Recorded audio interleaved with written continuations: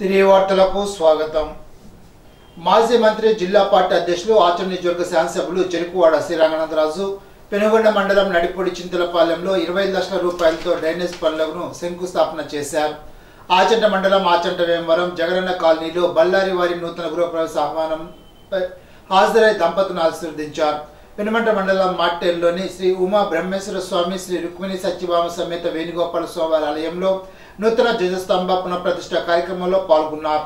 కార్యక్రమానికి ముఖ్య అతిథిగా విచ్చేసిన రంగనాథరాజుకు ఆలయ కమిటీ ఆధ్వర్యంలో ఘన స్వాగతం పలికారు. కార్యక్రమంలో వైఎస్ఆర్ కాంగ్రెస్ పార్టీ శ్రేణులు, అభిమానులు, భక్తులు తదితరులు పాల్గొన్నారు. పెనుగొండలోని ఆర్యవయసుల ఆరాధ్య దైవం శ్రీ వాసవి కన్యకా పరమేశ్వరి దివ్యక్షేత్రం వాసవి ధామ్ 5వ వార్షికోత్సవ వేడుకలు అంగరంగ వైభవంగా నిర్వహిస్తున్నారు. వాసవి మాతస్థలం అగ్ని ప్రవేశం చేసిన పుణ్యక్షేత్రం పెనుగొండని చరిత్ర చెప్తుంటే అగ్ని ప్రవేశం చేసిన ప్రాంతం ముక్కామలని కొందరు అపప్రచారం చేస్తున్నారని, అది వాస్తవం కాదని Akhila Bharata Shri Vasavi Penugonda temple trust chairman P N Govindaraju ఖండించారు. వివిధ రాష్ట్రాల నుండి 75 వాసవి దేవాలయాల నుండి విచ్చేసిన శ్రీ వాసవి మాత ఉత్సవ విగ్రహాన్ని తీసుకొచ్చి స్టాల్స్ లను భక్తులు తిరిగించడానికి ఏర్పాటు చేశారని గోవిందరాజు తెలిపారు.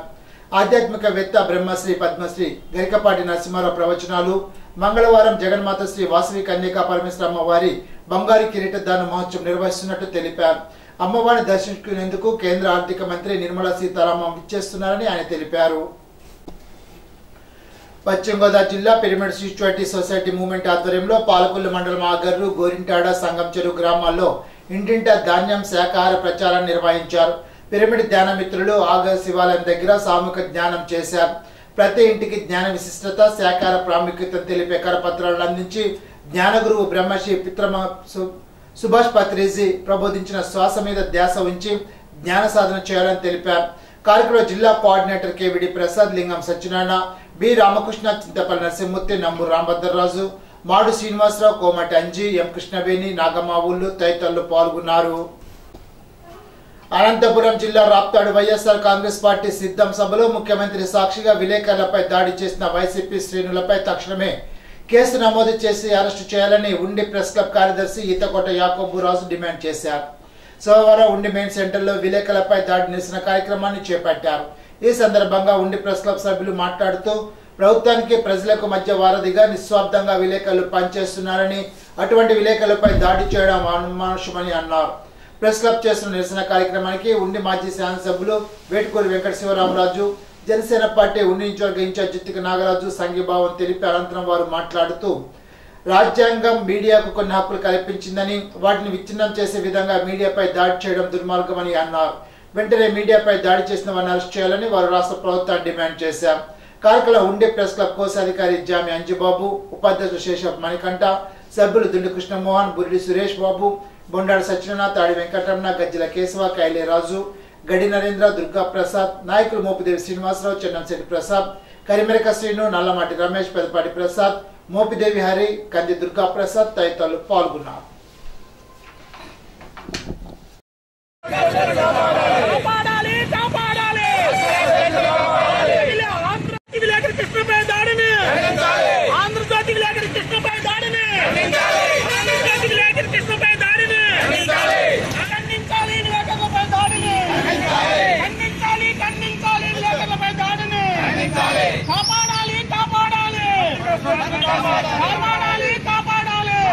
ఒక అరాచక ఆంధ్రప్రదేశ్గా ఈ వైఎస్ఆర్ ప్రభుత్వం తయారు చేసింది. నిన్న అనంతపురం జిల్లాలో రాప్తాడులో సీఎం సభ నిర్వహించినప్పుడు ఆ సభలో వైఫల్యాన్ని ప్రజల దృష్టిలో పెట్టే విధంగా మన ఆంధ్రప్రదేశ్ ఏబిఎన్ విలేకరి గారు, ఫోటోగ్రాఫరు కృష్ణ గారు అక్కడ వారి ప్రయత్నం చేస్తూ ఉంటే ఈ వైఎస్ఆర్ శ్రేణులు మోకమ్మడి దాడిని తీవ్రంగా ఖండిస్తున్నాం. ఈరోజు మన ఉండి నియోజకవర్గంలో ప్రెస్ క్లబ్ వారు, మీడియా ప్రతినిధులందరూ కూడా ఈ దాడిని ఖండిస్తూ ఈ నిరసన కార్యక్రమాన్ని చేపట్టడం జరిగింది. నిన్నటి రోజు అనంతపురం జిల్లా రాప్తాడులో రాష్ట్ర ముఖ్యమంత్రి వైఎస్ జగన్మోహన్ రెడ్డి సభలో మరి అక్కడ ఆంధ్రజ్యోతి ప్రోటోకాపర్ విలేకరు గారు అయిన మరి కృష్ణ గారు ఆ యొక్క కార్యక్రమాన్ని మరి కవర్ చేయడానికి వెళ్తే ఆయన మీద వైఎస్ఆర్ పార్టీ నాయకులు, వైఎస్ఆర్ పార్టీ కార్యకర్తలు అందరూ కూడా సీఎం గారి సమక్షంలో, మంత్రుల సమక్షంలో మరి కృష్ణ గారి మీద దాడిని ఉండి నియోజకవర్గం జనసేన పార్టీ తరఫున తీవ్రంగా ఖండిస్తున్నాం. ఆంధ్రజ్యోతి విలేకరు పైన కొంతమంది విలేకరుల పైన వైసీపీ శ్రేణులు విచక్షణారహితంగా దాడులు చేసి వాళ్ళని భయభ్రాంతులు చేస్తూ వాళ్ళని గాయపరిచారు. వాళ్ళని వెంటనే అరెస్ట్ చేయాలని ఉండి ప్రెస్ క్లబ్ తరఫున మేము కోరుతున్నాం. బహిరంగ సభలో ఏదైతే ఆంధ్రజ్యోతి ఫోటోగ్రాఫర్ కృష్ణపై వైసీపీ ముఖుల దాడి అత్యంత ఏమైన చర్య. నిన్నటి జరిగిన సంఘటన పత్రికా స్వేచ్ఛకు, ప్రజాస్వామ్యానికి గొడ్డలు పెట్టు.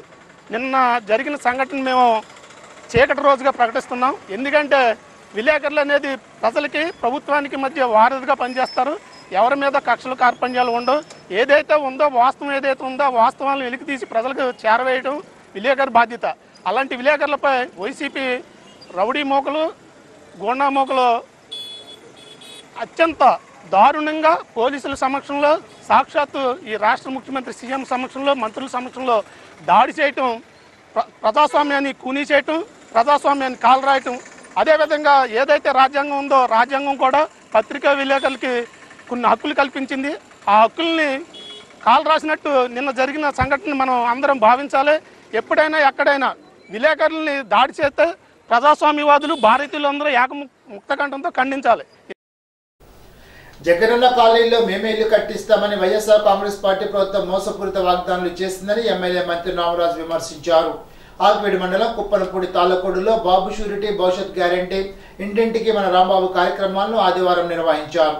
ఇంటింటికి వెళ్లి మినీ మేనిఫెస్టోలో ఉన్న పథకాలను వివరిస్తూ ఈ ప్రభుత్వం చేసిన అరాచకాలు వివరించారు. ఈ సందర్భంగా ఎమ్మెల్యే రామరాజు మాట్లాడుతూ జగనన్న కాలనీలో వారిచ్చే 1,80,000 బేస్మెంట్కే సరిపోతుందని, 1 సెంటు స్థలంలో ఇల్లు కట్టుకోవాలంటే సుమారు 12 లక్షలు అవుతుందని, లబ్ధిదారులను జగన్ ప్రభుత్వం అప్పులు పాలు చేసిందని ఎద్దేవా చేశారు. రాబోయే తెలుగుదేశం జనసేన ఉమ్మడి ప్రభుత్వమేనని ధీమా వ్యక్తం చేశారు. మా ప్రభుత్వం అధికారం చేపట్టిన వెంటనే మౌలిక వసతుల కల్పన కృషి చేస్తామని తెలిపారు.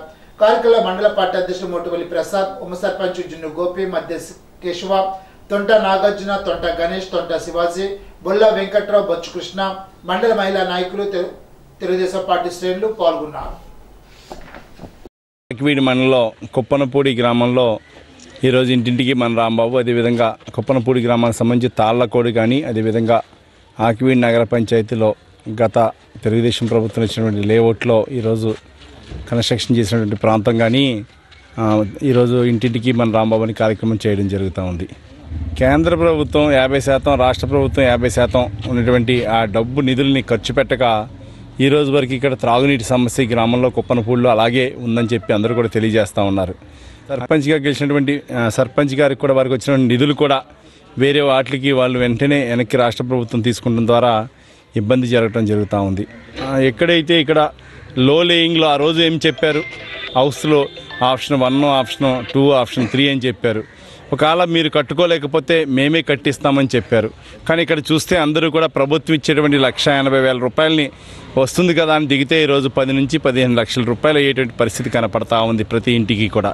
అంటే ఈరోజు సిమెంట్ మీద కానీ ఐరన్ మీద కానీ ఆ జిఎస్టీ ట్యాక్స్ 28% ఉంది. ఈరోజు ఐరన్కి సంబంధించి, సిమెంట్కి సంబంధించి 18% ట్యాక్స్ ఉంది. కాబట్టి ప్రతి ఒక్కరు కూడా ఇంట్లో కట్టుకునేటప్పటికి సుమారుగా ఆ గ్రౌండ్లో పోసుకునేటువంటి ఇసుక కానీ, అదేవిధంగా ట్యాక్సుల రూపంలో కానీ 2.5 లక్షల రూపాయలు ప్రభుత్వానికి వెళ్ళిపోయేటువంటి పరిస్థితి ఉంది. అంటే అందరూ కూడా ఫౌండేషన్ హైట్ 5 అడుగులు 6 అడుగులు పెడితే ఆ ప్రభుత్వం ఇచ్చేటువంటి నిధులు ఆ 5 అడుగుల ఎత్తు మట్టి పూడ్చేటప్పటికి ఆ 1,80,000 ఖర్చు అయిపోవటం జరుగుతూ ఉంది. యావరేజ్ 10 లక్షల పైన తో నిర్మాణం చేయడం జరిగింది. అందులో వారి దగ్గర ఉన్నటువంటి ప్రభుత్వం నుంచి వచ్చింది కానీ వారి దగ్గర నుంచి నిధులు కాకుండా కనవద 5-6 లక్షల రూపాయలు ఈరోజు వారికి అప్పులు చేసి హెచ్ఓడీలు తీసుకొచ్చి ఈరోజు చేయడం జరుగుతూ ఉంది. కాబట్టి మనం అందరం కూడా ఆలోచించాలా. కాబట్టి అందరం కూడా ఈ యొక్క ట్యాక్స్లన్నీ పెరిగిపోవడం ద్వారా అందరూ నష్టపోతున్నారు. రాబోయే ఉమ్మడి ప్రభుత్వం తెలుగుదేశం జనసేన సమైక్యమైన ప్రభుత్వం తీసుకురావాలని చెప్పి మీ అందరి ద్వారా కోరుకుంటాం. ఎప్పుడు తూర్పుగోదావరి జిల్లా వార్తలు. బహుజన ఫౌండేషన్ అవగాహన కేంద్ర ఆధ్వర్యంలో వృత్తి నైపుణ్య శిక్షణ కేంద్రాన్ని ఉండాజూర మండలం మోర్తలో ఫౌండేషన్ చైర్మన్ వైవీరావు ప్రారంభించారు. ఇందులో భాగంగా సెల్ ఫోన్ రిపేరింగ్, నైపుణ్యాభివృద్ధి, టైలరింగ్, నిరుద్యోగ నిర్మూలనకు ఉపాధి, కంప్యూటర్ విద్య ఆర్థిక అవగాహనపై సమావేశాన్ని ఏర్పాటు చేశారు. మహిళలు పురుషులకు కూడా శిక్షణ ఉంటుందని తెలిపారు. ఉభయ తెలుగు రాష్ట్రాల్లో మరిన్ని అవగాహన కేంద్రాలకు ఫౌండేషన్ శ్రీకారం చుట్టిందని తెలిపారు. ప్రతి ఒక్కరూ ఆర్థికంగా ఎదగాలని లక్ష్యంగా పనిచేస్తున్నామని అన్నారు. కుల మత వర్గ పార్టీ ప్రాంత భేదాలు లేకుండా ముందుకు సాగుతుందని తెలిపారు. భరోసా కూడా బహుజన ఫౌండేషన్ అవగాహన కేంద్రం ద్వారానే కలగాలని మనసారా కోరుకుంటున్నామని తెలిపారు. వైవీరావు కార్యక్రమంలో లీగల్ అడ్వైజర్ ఎం శాంసన్, బహుజన సమాజ్ పార్టీ జిల్లా కోఆర్డినేటర్ చిత్రసేన్, సామాజికవేత్త చిర్రా గోపాల్, సిఐటి మండల కన్వీనర్ ఏవి సుబ్బారావు, శాంసన్ తదితరులు పాల్గొన్నారు. మరి బహుజన ఫౌండేషన్ అనేది గత 2006 కూడా అనేక సోషల్ యాక్టివిటీ కార్యక్రమాలు చేస్తూ మరి ఆంధ్రప్రదేశ్ కాకుండా ఇతర రాష్ట్రాల్లో కూడా అనేక సమస్యలపైన మరి కార్యక్రమాలు చేస్తూ మరి కేంద్ర రాష్ట్ర ప్రభుత్వాలను కూడా మరి తెచ్చుకునే విధంగా సర్టిఫికెట్లు పొందుతూ మరి అన్ని రాజకీయ పార్టీలను కలుపుకొని కులాలకి మతాలకి వర్గాలకి పార్టీలకి అతీతంగా మరి ఫౌండేషన్ అనేది గత కాలం నుండి ఎన్నో సేవా కార్యక్రమాలు చేస్తూ ఉన్నాం. మరి ఇందులో భాగంగా బహుజన ఫౌండేషన్ అవగాహన కేంద్రం అనేది మరి సబ్ కేంద్రం వచ్చి మొన్న నవంబర్లో రాజమండ్రిలో ఓపెన్ చేయడం జరిగింది. మరి ఇంకో కేంద్రం ఇక్కడ ఈరోజు మరి మోర్తలో మరి నిడదవోలు కాన్స్టిట్యున్సీ మోర్తలో ఈరోజు ఇక్కడ ప్రారంభోత్సవం చేస్తున్నాం. మరి వచ్చే నెలలో రావులపాలెంలో కూడా మరొక సబ్ కేంద్రం ఓపెన్ చేయబోతున్నాం.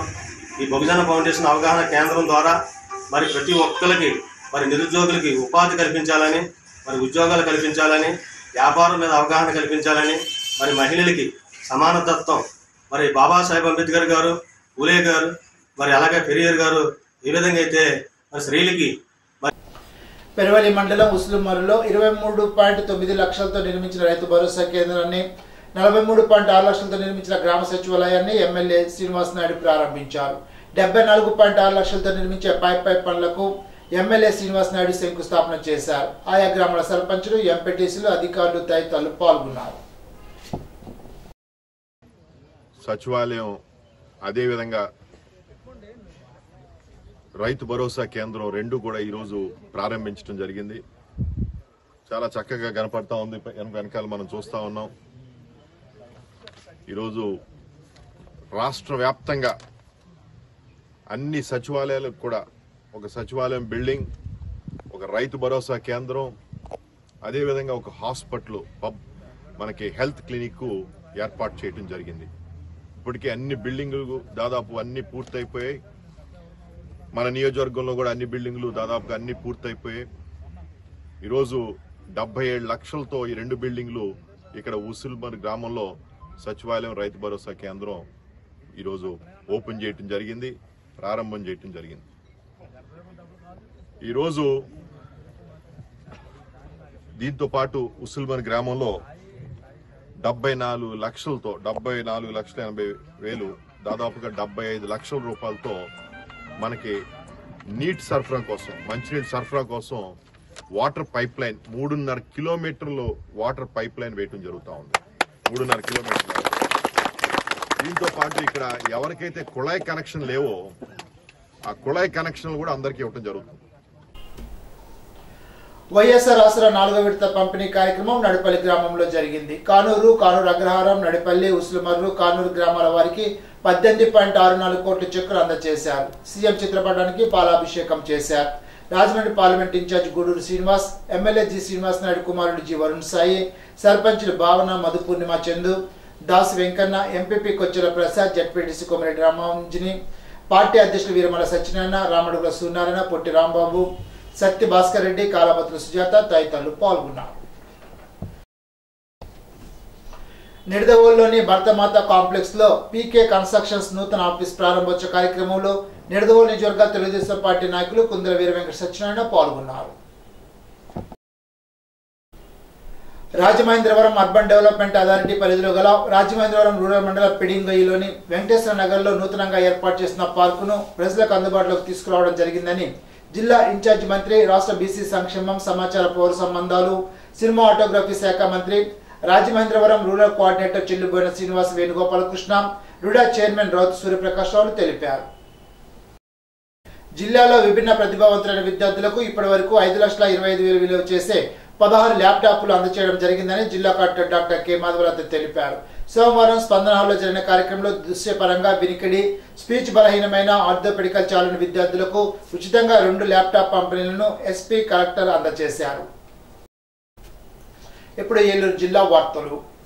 ఏలూరు బావిశెట్టి అల్లూరి సీతారామరాజు కాలనీ ప్రజల సమస్యలు పరిష్కరించాలని ఏలూరు మున్సిపల్ కార్యాలయం వద్ద సోమవారం సిపిఎం పార్టీ ఆధ్వర్యంలో ధర్నా నిర్వహించారు. ఈ ధర్నా సిపిఎం ఏలూరు నగర కార్యదర్శి పి కిషోర్ అధ్యక్షతన నిర్వహించారు. ధర్నాను ఉద్దేశించి సిపిఎం పార్టీ జిల్లా నాయకులు బి సోమయ్య మాట్లాడుతూ 2004 సంవత్సరంలో ఏలూరులో అనేక ప్రాంతాల్లో ఇల్లు లేని పేదలకు ప్రభుత్వం పోరంబోకు భూములను పరిశీలించి ఇళ్ల స్థలాల పోరాటాన్ని సిపిఎం నిర్వహించిందని అన్నారు. ఆ సందర్భంగా ఏలూరు 1 టౌన్ పరిధిలో గల బావిశెట్టిపేట వద్ద సుమారు 100 కుటుంబాల వారు ప్రభుత్వ పోరంబోకు స్థలంలో నివాసాలు ఏర్పాటు చేసుకున్నారని తెలిపారు. ఆ కాలనీకి అల్లూరి సీతారామరాజు కాలనీగా పేరు పెట్టుకుని గత 20 సంవత్సరాలుగా అక్కడ నివసిస్తున్నారని అన్నారు. కానీ ఇంతవరకు అల్లూరి సీతారామరాజు కాలనీ ప్రజలకు కనీస సౌకర్యాలు కల్పించలేదని ఆవేదన వ్యక్తం చేశారు. తణుకు నియోజకవర్గ మండపాక జనసేన పార్టీ కార్యాలయంలో తణుకు మండల బూత్ కమిటీ మెంబర్లకు సమావేశాన్ని ఏర్పాటు చేశారు. సమావేశంలో తణుకు నియోజకవర్గ జనసేన పార్టీ ఇన్ఛార్జి రామచంద్ర మాట్లాడుతూ రాబోయే 2024 ఎన్నికల్లో జనసేన పార్టీ గవజ్ గ్లాస్ గుర్తుని ప్రజల వద్దకు బలంగా తీసుకువెళ్లాలని, జనసేన పార్టీ యొక్క సిద్ధాంతాలు, ఆశయాలు, పవన్ కళ్యాణ్ చేసిన సేవా కార్యక్రమాలకు ప్రజలు తెలియపరిచి బూత్ కమిటీ మెంబర్లు రాబోయే రోజుల్లో ఎన్నికలకు సంబంధించి వివిధ అంశాలపై దిశానిర్దేశం చేశారు. ప్రతి ఓటరు బ్యాలెట్ బాక్స్ వద్దకు తీసుకెళ్లే బాధ్యత బూత్ కమిటీ మెంబర్లేదని విడివాడ రామచంద్రరావు అన్నారు. కార్యక్రమంలో తణుకు మండల అధ్యక్షుడు Chikkala Venu, Komireddy Srinivas, Aketi Kasi, Mandapaka vice president Vattikutti Nagesh, Janasena party నాయకులు, కార్యకర్తలు, వీర మహిళలు, అభిమానులు పాల్గొన్నారు. ఈనాటి బంగారు మాట. కొత్త ఆలోచనలు చేయడానికి ముందు పాత ఆలోచనలు వదులుకోవాలి. Benjamin Franklin. ఈ వార్త ఇంతటితో సమాప్తం. తిరిగి బిజినెస్ లో కలుసుకుందాం. అంతవరకు సెలవు. నమస్కారం.